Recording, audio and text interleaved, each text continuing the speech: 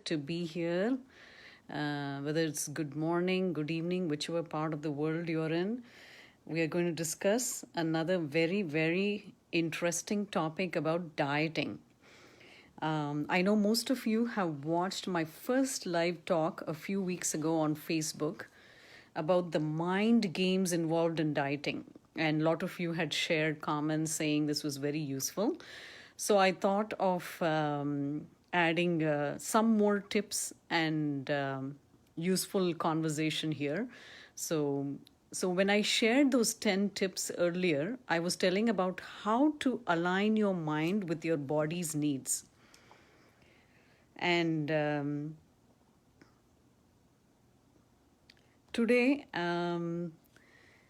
today we are going to see the most common mistakes that people do while dieting that hampers their health and produces disasters. Now, many people, when they start a diet plan, they are initially very excited when they lose the first few pounds, and it's relatively easier. So, in the next few weeks or months, they continue to do the dieting with the same excitement, but somewhere down the line, they get caught up and they're unable to keep up with their diet and exercise long term. So, most of the patients of mine complain that they're unable to lose that last few pounds which seem stuck to their body, and this makes them very frustrated and they finally give up on their diet. And they land at the same place or weight when they started off initially a few months ago. Now, I have seen this happen so many times to so many patients of mine, and I've heard this from different people. So this is my humble attempt to help all those people realize at least a few of the mistakes that they are doing, and hopefully they will self-correct them in future. So as always, I have 4 slides here. I will show some pictures that are relevant, and in the end we will talk about a Yoga Sutra. Now, so coming to the first one, drinking big size beverages. Now that is mistake number 1. Most people who diet are so focused on what they eat, they completely forget what they drink the entire day. And the person may have the habit of drinking 6 large cups of so many different beverages every day, but somehow conveniently the person will forget to tell this to the doctor or nutritionist. Now here are some beverages that we commonly see. Now, except for the water, all the others are really just sugar and calories, right? So instead, what do we tell the doctor? We tell them what we ate for lunch or dinner, which is probably a salad and a small piece of grilled chicken. Now, an unexperienced doctor will be confused, wondering how the person is gaining weight. But the good doctor will always ask you a question. Okay, now tell me how many cups of beverages or alcohol you drink every day. And it is the size and the sugar in these drinks that is adding more calories than the meals combined. That's why many times when you order pizza online, the waiter will tell you, ma'am, if you upgrade to a larger pizza, you get 1 Coke bottle free. So please, folks, remember, when someone is selling you free food, there is always a shitload of sugar in it. So just politely tell them, no thanks, I don't want an upgrade. I'm good with size small. So please don't fall for such negative mind games played by the food franchises. So what I usually advise my patients is 3 small cups of tea or coffee, and small cups, and not more than that. And I'm going to explain about the tea and coffee in the next slide. Now the second mistake is ordering food at the peak of the hunger. Now, most bachelors and even young couples nowadays, they live unplanned when it comes to food, especially more so now because we are all working from home due to lockdown. So try to picture this with me. I get up at 8:30 in the morning, make a cup of coffee and sit in front of work. Around 10 a.m., I start feeling slightly hungry. I scan the kitchen shelf and make a bowl of cereal, or sometimes I make a large drink. And I don't realize it is 2 p.m. suddenly and I have no plans for lunch, I hurriedly rush to the refrigerator. I search for leftovers. I don't like what I see in my fridge.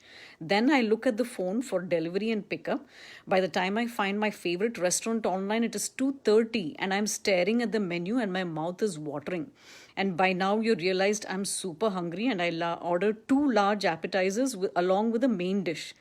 And after eating all of this stomachful, I am ready for my next meeting. Does this remind you of your daily routine?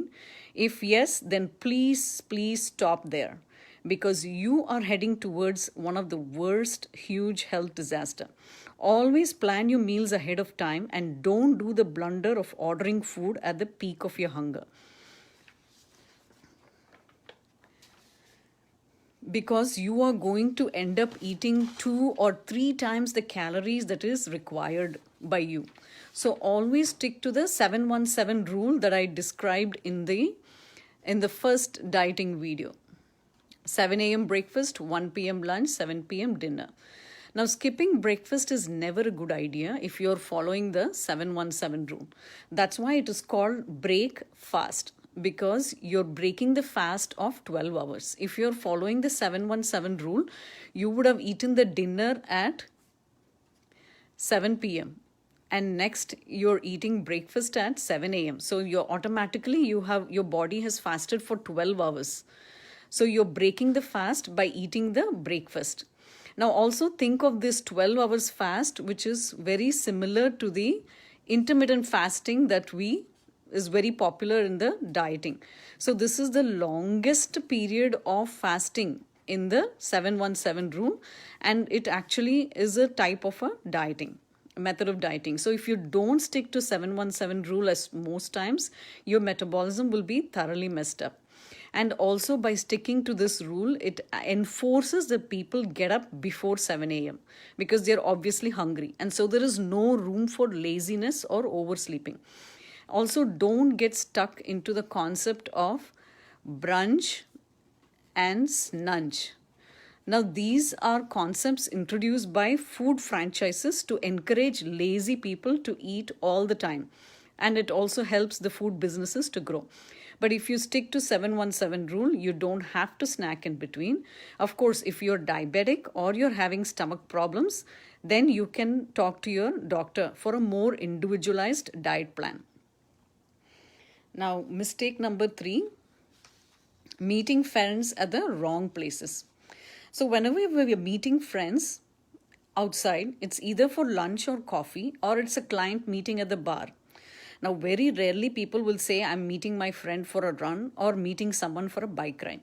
So I always wondered why socializing with others have to involve eating or drinking. Now, I'm not saying food is bad, but if you are a person who's trying different methods to lose weight, then you have to start socializing with people at the right places.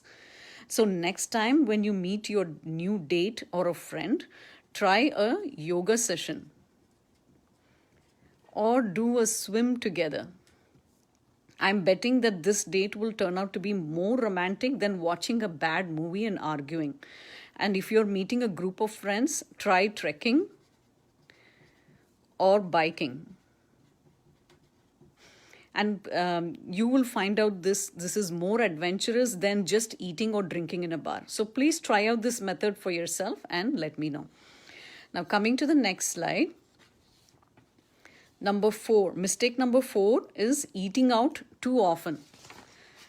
Now you can order food from the most healthiest restaurant in your neighborhood, but you will still have no control over the amount or proportion of things that goes into your food. For example, if you can order a simple grilled fish with salad, but the amount of butter that went into grilling your fish, or the amount of ghee that went into making your dosa, you're not going to be able to see it when you eat it, right? So I always tell my patients and kids that cooking is the most essential self-survival tool if you're going to become an adult. So this if you start living by eating all the meals from outside, you are not only creating a dent in your pocket but also on your health. So try to cook at least 70% of your meals at home, and also teach your kids also to do that, because when they become young adults, then they don't have to depend on outside food. So my kids start cooking at the age of 10. So remember, healthy habits starts from our kitchen and not from outside. Now, mistake number 5, dieting for an occasion. Now, many youngsters today and even adults has gotten into it has become a style statement that they have the habit of dieting for a special occasion, like a Diwali party or a wedding or somebody's baby shower or just a big night. Now, please understand, dieting is not done for an event. For me, following a healthy diet is simply the way of life. Now, if you keep postponing your healthy ways of life for a single event that is going to happen in future, then your current life is going to become a mess. In my first video on dieting, I had explained clearly that you have to conquer your mind before you set to conquer your body. Unfortunately, today most people are trying to do the reverse. Now they want to conquer their body first for big occasion that occurs later on. Yeah, you may succeed to reach size small for the big day, but invariably your mind is going to be in unrest. That's why, if you recall, there will be many fights and arguments and misunderstandings usually happen around such big events and parties. Now, when I mentioned before in the dieting video, always dieting is a mind game. It takes years to train one mind.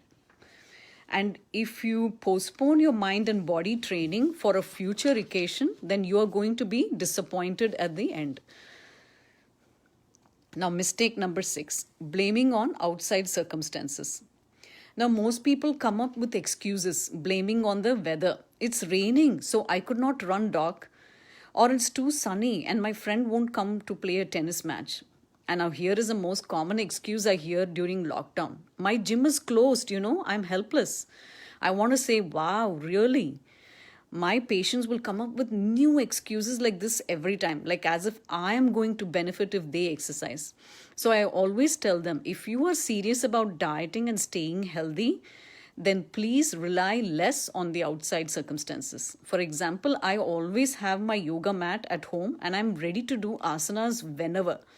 I have my treadmill and dumbbells, and I have my cycle. When the weather is good, I go for cycling. So these are the things that I commonly rely on for my exercise. There's the treadmill, my cycle, my yoga mat, and the dumbbells.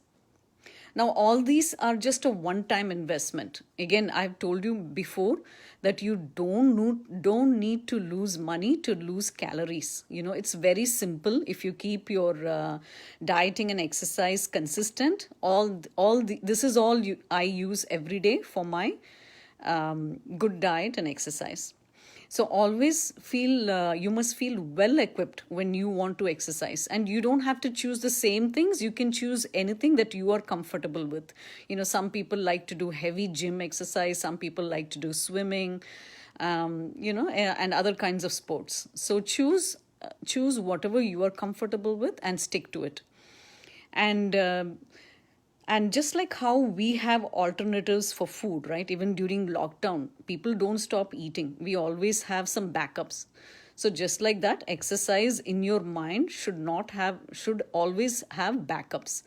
And no one need to remind you, and don't wait for a perfect weather to go out and exercise. And please don't fall for the negative mind games. You have to be stronger than that if you want a healthy body. Now, coming to the mistake number 7. Adding whole milk and sugar to the beverages. Now, using whole milk and sugar for all beverages like tea and coffee is a common mistake that most people who are dieting do that. Now, most of the people, they'll say, I'm so used to regular coffee and adding sugar, doc, I can't get rid of it. I understand. I have felt the same initially. So here is a little trick which I call tapering method. Now, in countries like India, where we use heavy cream for coffee, slowly you start replacing it with 2% milk. for few months, and then go down to 1% milk, and then within a year you will get used to skim milk. Similarly, even for sugar, I was using 1 full spoon of sugar, then I slowly went down to 3/4 spoon for a few months, and then a quarter spoon. Now I stayed in the quarter spoon for nearly a year. That was so tough for me to get rid of the last quarter of this spoon. And during that 1 year, I had to hide the sugar cups away because I was so tempted to use them in my coffee and tea. And when I finally went sugarless, it felt so light, and try this tapering method.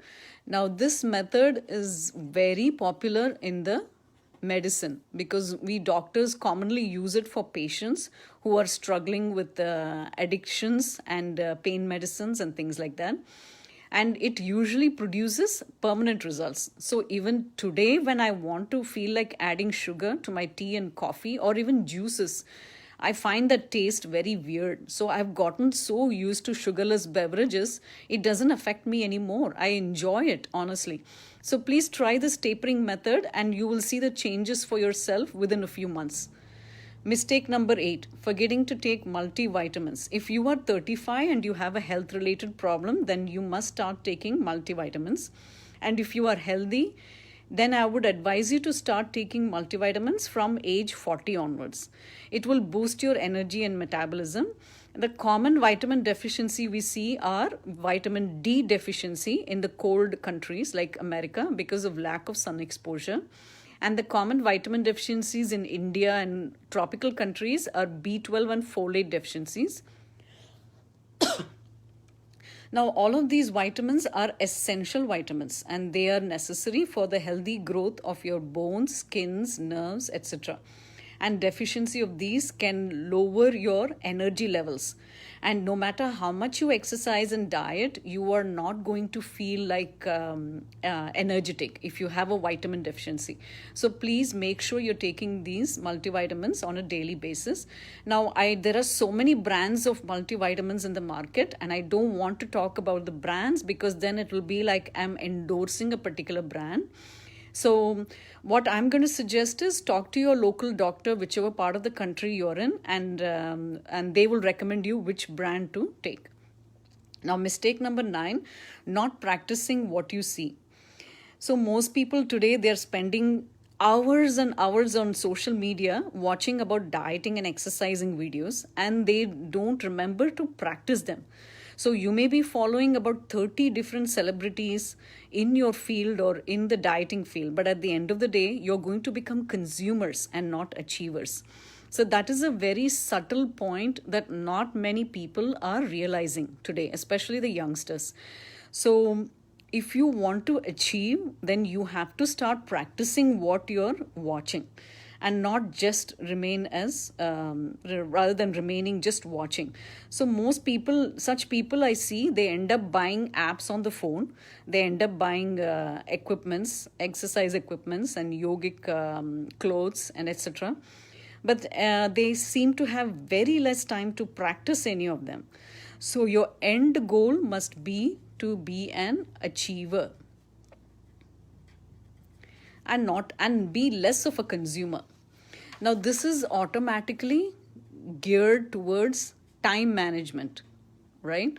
So when people say, I don't know how you manage to exercise an hour a day, I can't find this. So this is where they are losing the time. So